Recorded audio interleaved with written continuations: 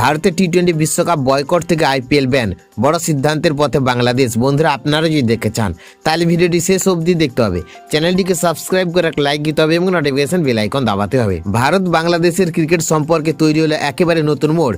BCCI এর নির্দেশে আইপিএলে বাংলাদেশের তারকা পেসার মুস্তাফিজুর রহমানকে খেলতে না দেওয়ায় সিদ্ধান্তে ব্যাপক ক্ষোভ তৈরি হয়েছে ওপার বাংলায়। এই পরিস্থিতিতে বাংলাদেশের অন্তর্বর্তীকালীন সরকার স্পষ্ট জানিয়ে দিয়েছে, ভারতে এসে টি-20 বিশ্বকাপ খেলা বাংলাদেশের ক্রিকেটারদের জন্য নিরাপদ নাও হতে পারে।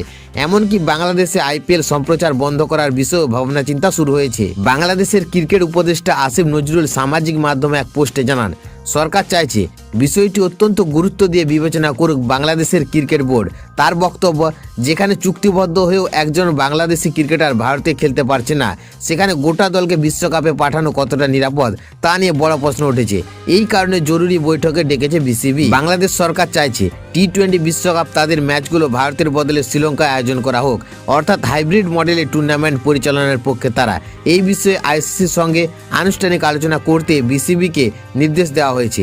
একই সঙ্গে আইসিসির ভূমিকা নিয়েও প্রশ্ন উঠেছে, কারণ সংস্থার বর্তমান চেয়ারম্যান জয় শাহ শুধু বিশ্বকাপ নয়, বাংলাদেশে আইপিএল সম্প্রচার বন্ধ করার বিষয়ে তথ্য সম্প্রচার মন্ত্রকের সঙ্গে আলোচনা হয়েছে বলে জানিয়েছেন আসিফ নজরুল।